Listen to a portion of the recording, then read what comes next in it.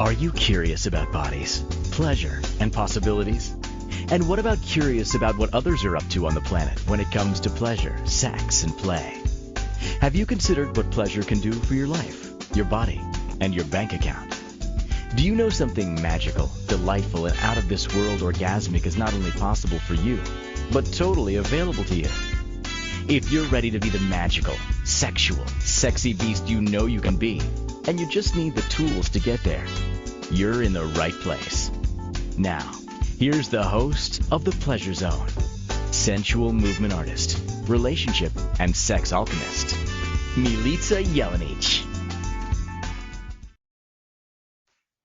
Welcome back, my sweet pleasure seekers. Today I'm having such a funny day. I'm having like a glasses on, glasses off day. Not sure how I'm feeling about my glasses today. You know, it's one of those days. So aside from my funny day, I'm having a funny week. And my funny week is like one of these like super, oh wow, I just got a message to say my next week is my 100th TV show. I've done like over 300 radio and podcast, but 100 of TV. That's exciting. That's fun. So, oh, sorry, I got that wrong. I'm funny and I'm cute. That's my friend Christine, who owns the radio station. She is on her 100th. And so go over and watch her show too. Christine has a show called Inspired Choices, and she talks about amazing topics, especially business related. So head on over there. So I am having a weird week. And this morning I was like, oh, I got to do my show. And so what did I do? I was like, I'm looking for inspiration. I usually like look for inspiration in my friends. I look for inspiration in their lives and requests. I get a lot of inspiration. Today there was like silence. It was silence from all the external stuff. And I was like, what? So then I was like trying to get information, and I'm asking, so I went off to ask my husband, and he's like working away. He's laying some bricks, so sexy. He's laying bricks and he's amazing at it. He's amazing at his work, and he's just brilliant at his, and this is actually my 69th show, which isn't that awesome? 69th TV show, over 300 podcasts, radio show. So I asked my husband, what do you, I'm like, I have a show coming up today, haven't thought of a topic, what am I going to talk about, yada, yada, yada. And he looks at me, he's like, how many shows have you done? Like, I'm like, well, over 300. He's like, do you think you talked about everything sex yet? And I'm like, no, like, I know I haven't. He's like, really? After 300? So I get into this hilarious conversation with him, and I'm like, honey, what's the thing that disgusts you the most about like what is one thing you would never search for on porn? And he looks at me, he's like, I don't know. I'm like, okay, well, like, what about being pooped on? Would you ever like look up being pooped on porn? He's like, no. I'm like, all right, so that's one. You wouldn't like there, you don't have a poop fetish. I'm like, do you have any things that you're really like, nah? And he's like, well, you know what I don't like. But I'm like, yes, but beyond that, like, you're very simple with your not likes. Your do's, don'ts, maybes list is very vanilla. So I'm just wondering, is there anything outside of that? So I'm asking my husband, who is not interested really in like diving in and doing research about sex, to like give me this fabulous information. And then he stops for a moment, stares at me, and he goes, you should consider doing a show about sex and the future. I'm like, okay, like what kind of sex in the future are you thinking about? He's like, like wars, like sex and war. Like, I love you. You are awesome. And then I laughed. I walked away. I was laughing. I walked into the house, and I was telling Ziva, my kid, I was like, I'm looking for a topic. And Ziva goes, you could do one about like communicating with your kids and your teens about sex. I'm like, I don't really know how to talk about doing that. I've done a show about that, but honestly, like, we just talk about stuff. So I don't know like how to give people instruction on how to do that when they're stuck. I suppose I do. I don't know. The topics weren't really like jiving for me. And then I went, oh, I'm so cute. I'm looking for what I did something really cute called I'm looking for what other people might be interested in instead of talking about what's true for me. I have done over 300 shows, and some topics are not topics that like excite me, but I know they're topics that are important, and I know they're topics that are interesting to other people, and there have been requested topics and all of that, and cool. And I can dive into any topic. So then I went, what's true for me? The funniest thing was I get this message that pops up on my Facebook that is like, hey, what do you think of this woman? Do you think she's sexy? And I'm like, meh. I'm like, I think society finds her sexy, but I don't know what she's thinking. I don't know if she's a genius. I don't know any of that. And they're like, what?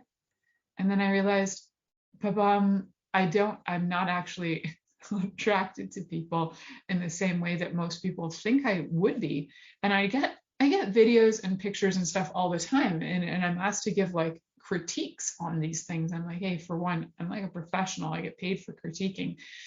So I'm not going to critique this, but it really dawned on me how being sapiosexual is very different than the average person who's attracted to, most people have pretty standard attractions when it comes to bodies, whether it's they really like soft bodies, round bodies, hard bodies, soft bodies, whatever. I don't really have a body type. And people have asked me before, like, what's your type? And I'm like, I don't have a type. Why I don't have a type? I don't have a body type. It's like, it could be any body because it's not about the body. It's about the mind. So, yep, we're going to be talking about what I actually find sexy today. This is all about me and what I find sexy. I'm talking about being a sapiosexual and what that means to me. And if you're sapiosexual too, I would love to hear your feedback about, do you have these instances too where people are trying to like get you to agree with certain beauty standards and go, do you find this sexy? And you're like, I don't know, because I don't actually know what that person's thinking. The characters on TV that I enjoy or get turned on by are all geniuses. For example, like Doctor Who, David Tennant playing Doctor Who is incredibly sexy because that character is so freaking brilliant. And like the Doctor, especially the modern Doctor Who's, the Doctors are geniuses, so sexy. So sexy that I don't really care what their bodies look like. They're freaking so sexy. Also, Benedict Cumberbatch. People are like, oh, you love Benedict Cumberbatch for something. He's actually adorable, but he's an effing genius. And I love his mind. The fact that he can play characters like Sherlock on TV, where he has to memorize like ludicrous amounts of information and deliver it brilliantly. Brilliance. I love brilliance. I find it like so delicious. So yeah, if you've ever heard me reference characters, it's not about their physicality. The physicality is like maybe 10th on the list.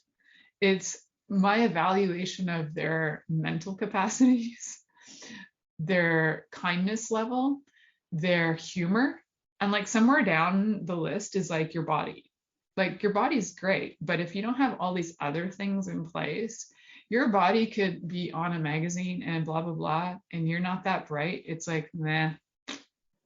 That is like, that could turn my juices off faster than anything. Or, you could look like, you could be super chiseled or something where everybody would be lining up to have sex with you, except me maybe, unless I found you funny and I found you brilliant and you've like somehow impressed me with your genius. Impressing me with your genius, I find, is one of the sexiest things. That's truly what had me fall in love with my husband, was the day he put up a wall in like 5 minutes. And it was perfectly straight. It was perfectly measured. And I was just like, damn, you're brilliant. It was his brilliance that caught me. The fact that he also has like a ridiculously high IQ is really sexy too. So So I think, yeah, that's helpful. Like the more brilliant and the more out of the box thinking you are, and the more willing you are to look at things from a million perspectives, and then also to be able to follow what's true for you and like back if you believe in something and you like absolutely follow through on your belief. I find that super sexy. That to me is genius. Whew, just talking about brilliance has my mouth all getting dry and I'm getting all like, this is for me better than porn. Talking about genius is absolutely better than porn of any kind. And I've actually had people send me porn to go, oh, what do you think of this like scene? I'm like, meh, she doesn't look very bright. No, it sounds terrible. I know it sounds terrible when I say it out loud because I'm like, who am I to know if she's bright? But if I heard the same person speak and I found them really smart, or if they were impressive, oh, like there are some real geniuses out there, and even though they might be a little over the top and insane, like Russell Brand is like freaking genius, and he's over the top and sometimes like a little insane. But I love how insane his brain is. It doesn't really, he could shave his head and he could be in a wheelchair. As long as he has like his brilliance, I'm so in. Even Stephen Hawking was like really sexy because he was a genius. so so I laugh at myself because actually I think I did find Stephen Hawking attractive because he's a genius. And I laugh because I know that other people would go, oh, that's just weird. Like you're just creepy weird. Maybe it's geniuses. I love geniuses. Now the crazy thing is like geniuses can also fall very close to being like psychopaths because there's a fine line between being like a super genius and being a bit of a psychopath. So for me, yeah, so the question pops into the chat room about what is it about genius that is so sexy for you? So I love anybody who can challenge my mind and can bring new ideas to me. It actually excites me. It lights up parts of my brain that are the same as like the pleasure centers when somebody's being having an orgasm. I can have orgasms through thoughts, and I've actually brought myself to orgasm through thoughts. So I know that our brains are super freaking potent. And when somebody is, when somebody just brings the brilliance to the table and they get lit up by their information and by their what they know how to do or what they can deliver, like you could even be a genius at painting, brilliant artist, and that is so sexy that you have like a super skill. For me, so much of it has to do with the fact that you are like tapping into your brilliance. You're not being small about it. You're being, and so the difference energetically when I look at bodies that are brilliant is they shine and they're like electrified and exciting, even though they could be not the shape that people think is typical, should be in a magazine shape. Oh, it's the typical body everybody's hot for. It's like on Game of Thrones, like every woman has the same shaped body. And I'm like, meh. The character that I like is the Dragon Queen because she's like a genius. It doesn't matter. She could have been crippled on a horse and have all kinds of, her hair falling out. If she's a genius, she's a genius. So yeah, different characters. I find that when somebody can step into an energy where they're being brilliant, whether it's like a character on TV or human, like regular human beings in a regular everyday life, when you are absolutely willing to be seen as brilliant and you show up as brilliant and you let your mind explore and be creative, your energy is totally different and you will light up. You will look like an electrified light bulb to me. And when you're not, it's just like, man. And I could tell you that I remember it being at like Canada's Wonderland, which is like this, playground for, it's huge. It's like the Disney World of Canada, sort of. And I was at the water park there one day and everybody's walking around. They're all like, trying to show off their muscly bodies and whatever and trying to like be in their fittest bathing suits and whatever, strutting, and most people were strutting around. And I was like, whoa, like all this energy is so, it's like, so people were so not alive in their bodies. There was maybe one or two energies that would pop once in a while. And I was like, there's genius. I can sense the genius. I can sense the consciousness. I can sense the aliveness and the awakeness.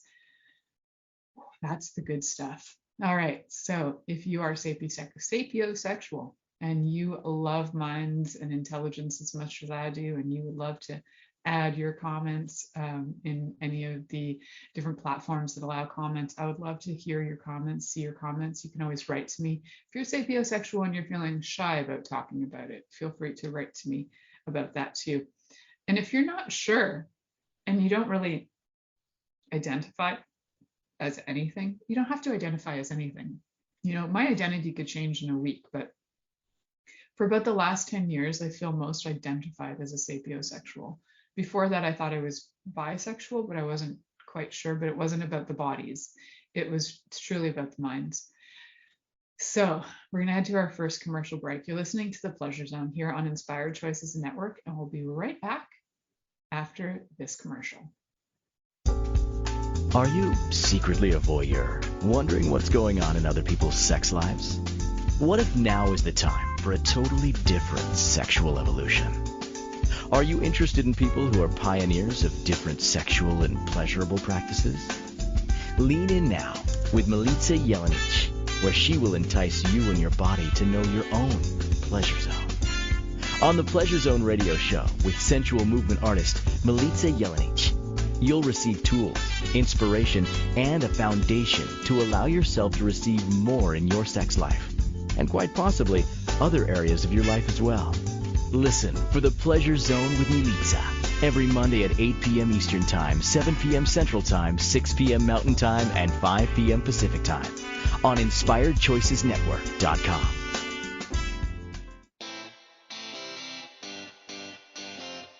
Are you a subject matter expert? Are you here to share your expertise with an audience waiting to hear from you in only the way you can deliver? Are you ready to have your voice amplified across the airwaves? Inspired Choices Network has a global radio platform streaming to millions of people across the world. Professionally produced and supported by an accomplished team every step of the way, you can broadcast from anywhere in the world, knowing your voice matters, and we ensure it is delivered with ease and efficiency. Eager to hear your message, the world awaits. Contact us today to become an Inspired Choices Network radio host. Email become a host at inspiredchoicesnetwork.com. This is The Pleasure Zone with sensual movement artist Milica Jelenic. To participate in the program today, join our live studio audience in our chat room at inspiredchoicesnetwork.com. You can also make the choice to ask or comment by email, info@milicajelenic.com. Now, back to the program.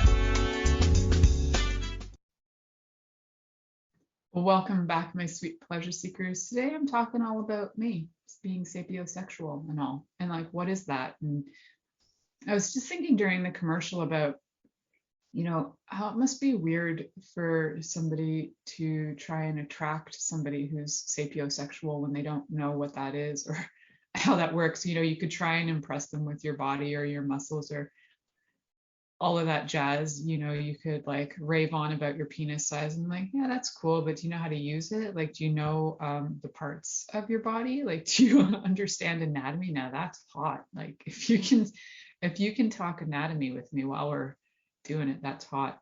I think one of the very first times I had sex with my husband, he started riffing out about different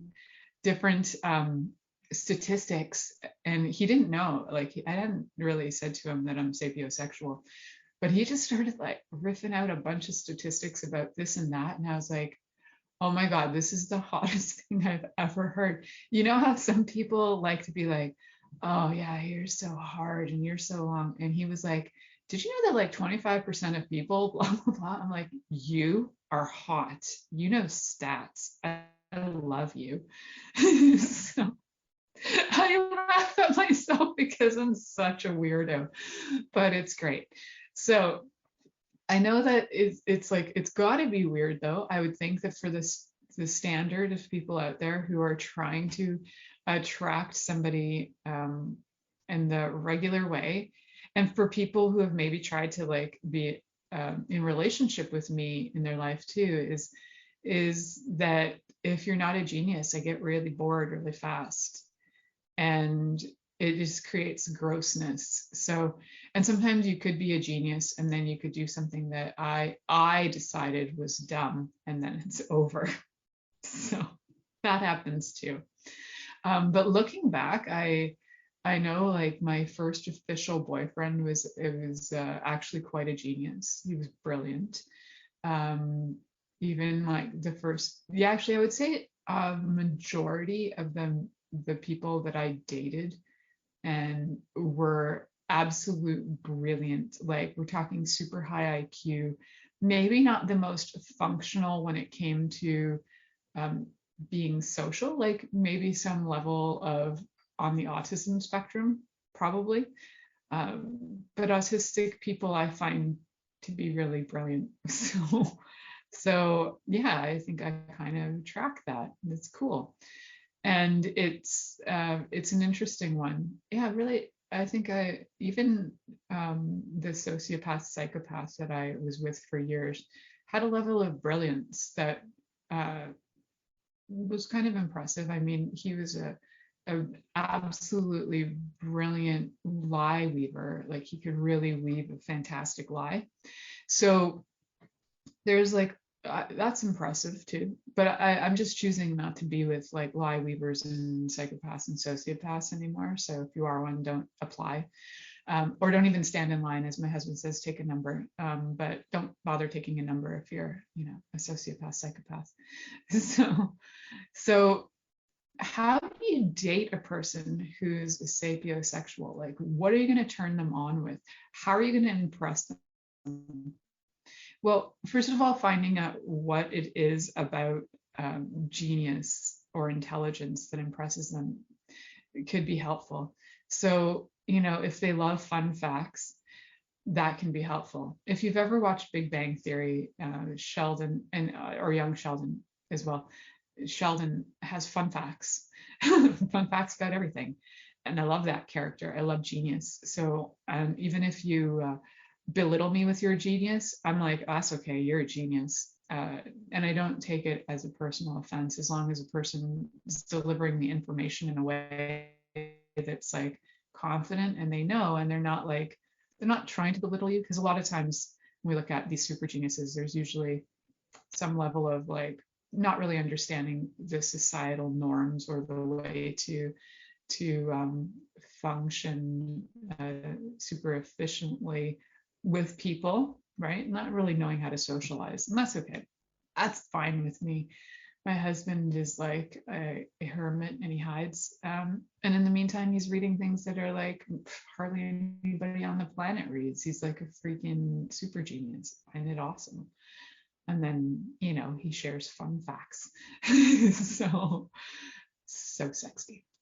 So when you start to know what works for you and what turns you on, then you know you can start to get out of some of the ruts of like judging how your relationship functions. So for me, if I'm getting, for example, turned on by my husband's brilliance, then it's not, you know, it's not about the physicality of sex or intimacy or intercourse. It's like the intimacy of the minds connecting. That is like super sexy. So for me, I need to have mind melds even would be great. Like if I was a Vulcan and I could do mind melds, that would be so cool. So be able to tap into and experience that in their feelings and well, Vulcans are not supposed to feel, but they repress their feelings, and they don't repress them so much as they know how to maintain and control them. That's a whole other story for another day, when I may go on a rant about my absolute love of sci-fi. I mostly love sci-fi because of the brilliance and the genius characters and the language. Like I love science talk. I find it sexy. It might also be because I grew up in a family with doctors, you know, doctors, dentists, a whole bunch of people who were kind of scholarly.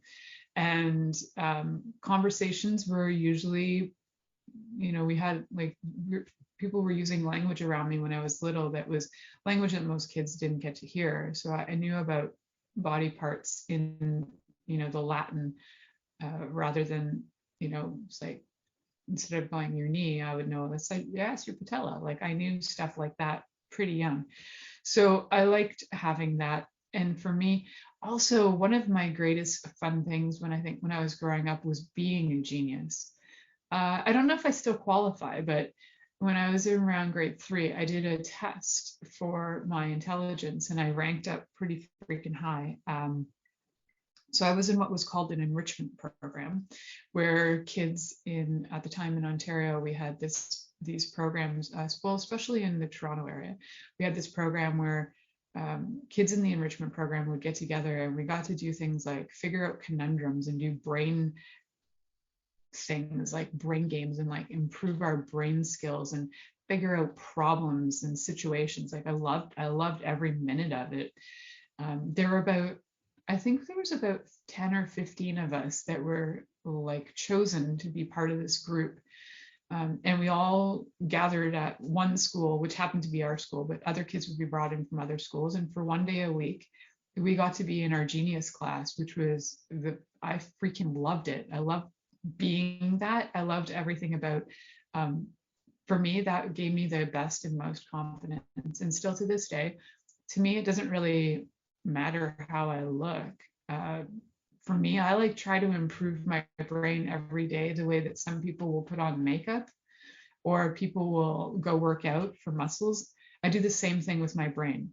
So to me, if you're really into like a certain body type, then usually a lot of times those body types are quite attracted to each other. So go and get your body like that. But for me, I like to attract people who have a level of sapiosexual about them as well and are attracted to people who are more brilliant. I like to think I attract people who find me brilliant rather than just like, yeah, I really want to do you. I'm like, but let me tell you how smart I am. I need to feel confident in my genius. So I find that it's helped me a lot in my life feel confident. I love knowing more about everything and anything.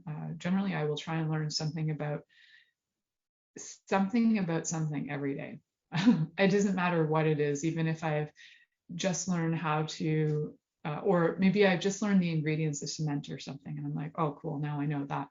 I like to learn something so that I can add to my intelligence. It's like, just like I was saying, for other people, it's like getting your makeup done in like an amazing way. And I could do my makeup, but that does nothing for me in the way that like turning on my brain really gets me going. So yes, I love watching things that are like documentaries, and I love those are like the best. And I love watching like all things that have challenged my brain and challenge my thoughts about the future. So that's why I love sci-fi, and challenge my thoughts about reality, also why I love sci-fi.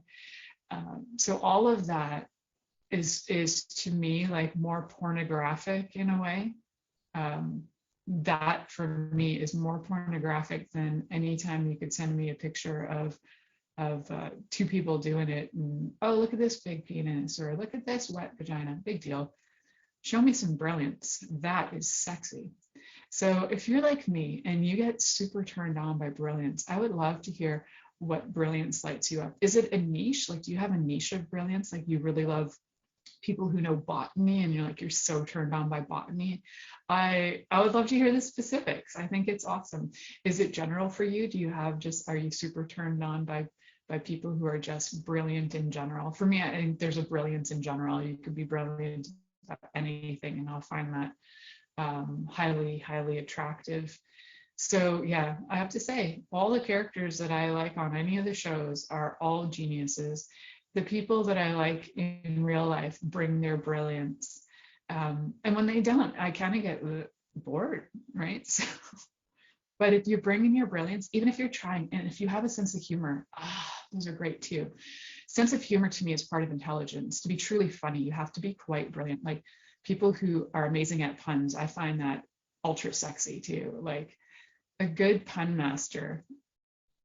Some people think they're good pun masters, but there are some really good pun masters. I have a friend who's an avid listener of the show and will send me like pun jokes on Instagram all the time. I freaking love it. Cracks me up.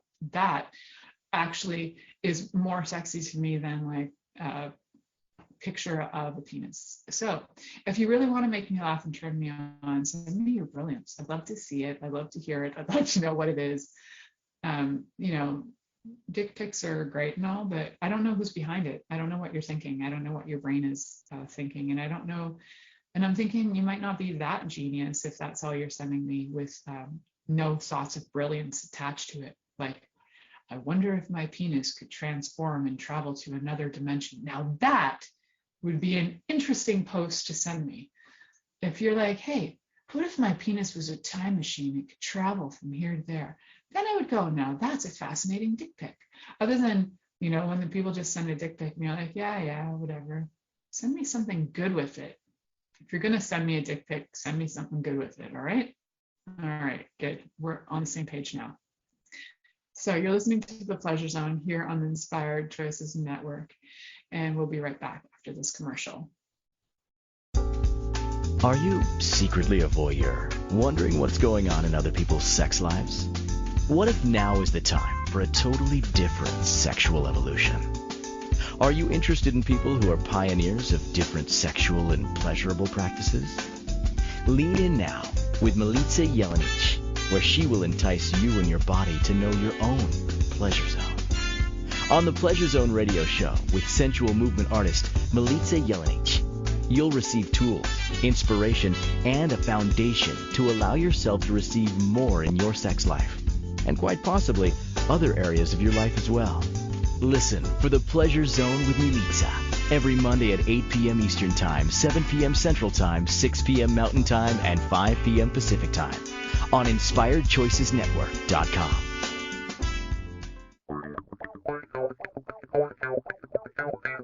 Interested in masturbating for money, copulating for consciousness, and pleasuring on purpose? 21 Days of Sexual Magicism with sensual movement artist Milica Jelenic is an exploration of tools, processes, and actions that you can use to create more for your life, your body, your money inflows, and so much more. Graduated learning for all levels of interest. Learn at your own pace via video classes or join the yearly live class.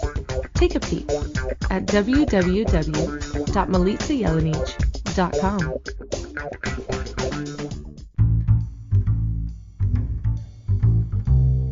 How wonderful would it be to carry your favorite Inspired Choices Network host with you throughout your day? Well, now you can. Inspired Choices Network now has its very own mobile app. Our free app offers live streaming shows, along with thousands of podcasts and TV episodes. Our shows cover a wide variety of topics. Whether you're waking up with us, carrying us through the day, and taking us to bed with you, we're always here for you to enjoy. We're easy to find. Just search for Inspired Choices Network in the Apple App Store or Google Play Store. This is The Pleasure Zone with sensual movement artist Milica Jelenic. To participate in the program today, join our live studio audience in our chat room at InspiredChoicesNetwork.com. You can also make the choice to ask or comment by email, info@milicajelenic.com. Now, back to the program.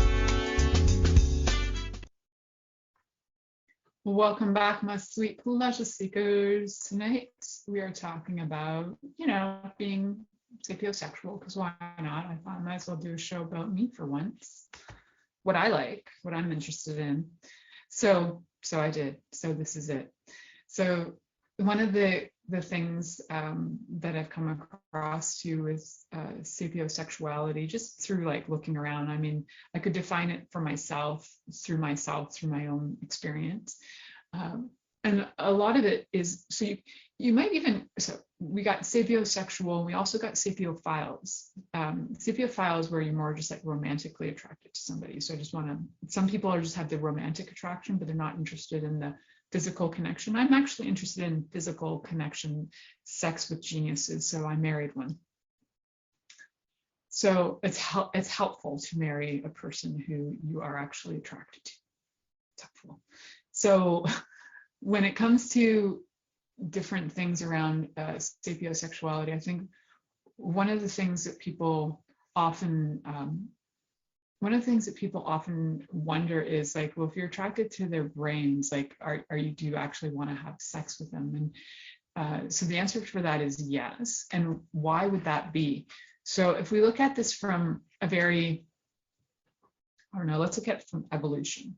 So if we look at rudimentary things, like we look at animals procreating for the survival of their species, they're usually looking at characteristic traits or smells or different things that will make and ensure that the bodies, the babies will survive. When we look at human instinct too, there's usually the attraction for larger, for larger hipped women. We're going to just go with the women part for now, because I know we have a lot of genders we can look at. We're just going to look at it from a real basic fundamental here. Women with larger hips and larger breasts are generally considered more attractive because there's the illusion that they can actually reproduce children. So it's a psychological thing where you're like, hey, you could assist with the creation of humanity. I'm attracted to that. Same idea goes for men who have muscles. They're stronger, they're more protective, they're all this stuff.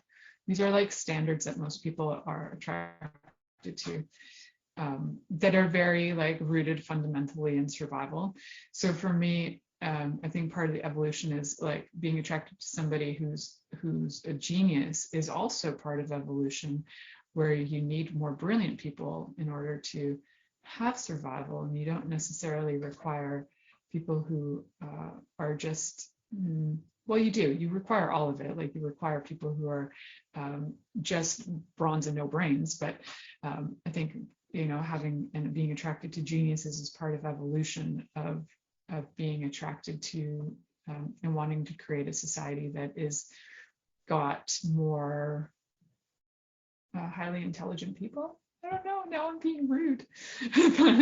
But that's for me. That's just my thoughts on the evolution of it. And it could sound rude, but I do love a good genius, and it could sound rude that I'm like attracted to them because, I think that would actually create a really cool society of geniuses, which also lends to people then encouraging and enhancing others' geniuses, which might actually make for a really super productive, enhanced intelligent society. Probably why I love sci-fi and always have since I was a little kid. But fundamentally, most people, that is not the top priority. It might be in there somewhere that the person is able to communicate in a way that's intelligent to you. So it might be in there, but ultimately you might have some real basic attraction. Like, I want this person's body. I like this person. Cool. That is just another way of being on the planet with bodies and with sex. And it's taken me a really long time to kind of get more of who I am in terms of what am I attracted to. Especially, I think for a long time, I thought I must be bi because I'm attracted to this and that. And then I was like, oh, maybe I am pan because I'm attracted to this, that, and all. But actually, ultimately, the thread of commonality is genius. It's always been genius. So whenever I look at people, it's not a certain body type.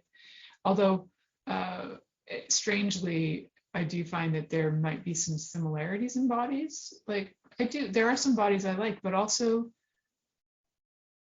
they also have to have the minds. Like they have to be fascinating, interesting. They have to be able to pull off a conversation that gets my brain turned on first, and then my body's already there. Like my body doesn't take a lot. And I think I've said this many times on the show that sex for me is like 99% energetic and 1% physical. And that energetics comes in with the intelligence, with the connection, with all the other nuances of things. Like I was saying, bodies that light up like light bulbs, where you're just like, wow, there's brilliance there. I can see your brilliance shining. If you've ever watched super brilliant artists, actually, here's a thought. So years ago, I was walking through this place in Toronto called Kensington Market, and I stood in awe. It was way before my kid was born, so I'm thinking early 2000s. And I'm walking down and I saw this like live artist, and everybody is walking past this guy, and he was balancing these massive rocks on the very tips of the rock. And he had such a freaking genius about the balance of them and the placement of them to make them stay. There's no glue involved. It was just physics. I stood there for an hour watching him. I was just like, and I paid him too, because I was like, wow, you're freaking awesome. You're a genius. So yeah, it doesn't have to be that you're like, writing a book or getting a Nobel Prize, but that kind of level of genius that that person had to sit there and like have the patience and the brilliance of rock balancing. I don't know, I found it fascinating. Just about the same way that I find glass blowing really sexy too, because it does take like a level of super creativity to do it, and brilliant. And creativity to me is a type of brilliance and genius as well. So some people just refer to sapiosexual as intellectual, but to me it's about the genius, their genius. Like what are they like shining in all their creativity and their knowledge and all of it? Like are they bringing it? They're bringing it to the table. That is hot. Yeah, the rock balancer. Haven't seen the rock balancer in a while. I also like had just an absolute love of Jim Henson, because he was an absolute genius for what he did with puppetry, what he did with education, what he did in the world. Super genius. And even when I was little, in Canada, we had a show called Mr. Dressup, and I was in love with Mr. Dressup because to me, he was a genius. He could draw things, and he was like, first time, it would always come out awesome. His art skills were amazing. And I just thought he was like a genius. And I just sat there and I would watch his art. I could watch him all day draw when I was little. I just thought it was the best. So you might notice if you look back in your life and you've been wondering, like, you might think, oh, I'm not really attracted to anybody. It might be that you're not surrounding yourself with geniuses, and maybe you're a little sapiosexual and you need to be surrounded by geniuses whose minds are lit up and excited, and you're excited to be around their brilliance.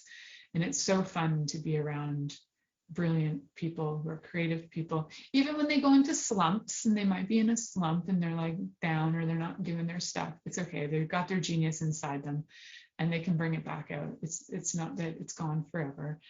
It's tapping into it. And what if you knew that it was like super sexy to be a genius? Would you like challenge yourself every day to learn something new, to bring the best out of you?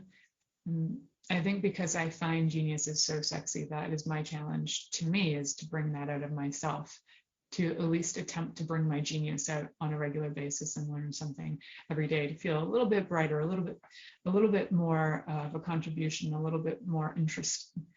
So isn't that fun though? So I hope that, when you're looking at sapiosexuality, that you can get that it is a little different than say regular sexuality. Sapiosexuality does fall under the umbrella of asexual. However, for me as a sapiosexual, I actually am turned on by intelligence. Like I find it attractive, like my body gets revved up, and much more attractive to have sex with a genius than it is to have sex with somebody who isn't a genius or hasn't brought out their genius yet, because potentially everybody has the potential to be that. It's whether they've been exposed to it or not, or been able to know what theirs is. But generally, I think everybody's got a certain level of intelligence or genius about them that they could bring out. Again, that's just neither here nor there. I don't need to be attracted to everybody on the planet. But definitely there are, it's like for me, it's like the level of the more interesting things you have to say or teach me, the more fascinated and turned down I am by you. That's key. So just again, a reminder, if you're sending any porn to me or dick pics or anything like that, or vulva pics or breast pics or whatever nudies, please add something interesting. Like I'll look at them, but if you'd really like me to be interested, add something even poetic about it, or add a little write-up, or some pun or other would be fun to make me laugh. Yeah, so just so we can all have fun with it. And if you really like sending me stuff, remember to ask first. That would be great. And yeah, please don't expect me to just be turned on by something because it's a standard of beauty that everybody expects is like, oh yeah, that person's hot. I don't know. I sent a picture, and I get today that picture is supposed to be a hot person, but I was like, nah, I feel nothing. I don't feel her aliveness. Her eyes look dead. Like there's nothing. So I don't know. I like alive people who are interesting, whose brains are exploring different possibilities and just like so fun. Yeah, just getting myself all worked up here. So you're listening to The Pleasure Zone here on Inspired Choices Network, and we'll be right back after this commercial. Are you secretly a voyeur, wondering what's going on in other people's sex lives? What if now is the time for a totally different sexual evolution? Are you interested in people who are pioneers of different sexual and pleasurable practices? Lean in now with Milica Jelenic, where she will entice you and your body to know your own pleasure zone. On the Pleasure Zone radio show with sensual movement artist Milica Jelenic, you'll receive tools, inspiration, and a foundation to allow yourself to receive more in your sex life, and quite possibly other areas of your life as well. Listen for the Pleasure Zone with Milica every Monday at 8 p.m. Eastern Time, 7 p.m. Central Time, 6 p.m. Mountain Time, and 5 p.m. Pacific Time on InspiredChoicesNetwork.com. This is the Pleasure Zone with sensual movement artist Milica Jelenic. To participate in the program today, join our live studio audience in our chat room at InspiredChoicesNetwork.com. You can also make the choice to ask or comment by email, info@MilicaJelenic.com. Now, back to the program. Welcome back, my sweet pleasure seekers. Just before going on break or during break, I was just thinking about like, how long have I actually been like sapiosexual? Probably my whole life. As I was recounting the Mr. Dress-Up story, which was so fun. And that's really fun. So what's just come up in the chat room from my friend / owner of the network / producer of today is that absolutely we could have a class on the dialogue with your desires. If anybody's interested in having a little dialogue with your desires, I would be happy to work with that with you. It's fun to have a dialogue. As I'm doing right now, I'm having a dialogue with my desires in front of you. So for you voyeurs out there who are also sapiosexual, which I'm definitely a voyeur, a little bit of an exhibitionist too. And then, if I was like watching somebody be genius, like, YouTube's amazing for that, like watching people do genius things, like creating crafts that are insane and like fixing stuff. All of that's amazing. So I love it. I love it. And so I was thinking about that all, like going back, how far back was it that I loved brains and I loved creativity and I loved genius? And it's all the way back. Like I can't think of a time when I wasn't attracted to geniuses or brilliant people that I found brilliant. And Mr. Dress-Up was really brilliant to me. I just thought he was an absolute gem. He was just genius and I loved him. And then my first official crush, because there was a boy who had a crush on me that I didn't know about and when I was in nursery school, and then that was my first kiss, and he really planted it. And then and that was cool, and I was confused. And then my first real crush was the boy in class that I would compete with intellectually all the time. So if we were given a word and we'd have to find, say we were given Merry Christmas and we had to find 5 other words in the Merry Christmas, 99% of the class would do their 5 words, and he and I would like challenge each other. right up the wazoo to find like 20 or whatever, and we would compete. And oh my God, I loved competing with him. It was awesome. He was also in the genius class with me, which was fun for a year or two before he left our school. And then we had this other kid who was absolute genius. His name was Matus. And I think he was like so genius. He was above our level of genius. Like he was some kind of genius that was supposed to go to some like crazy freaking special school.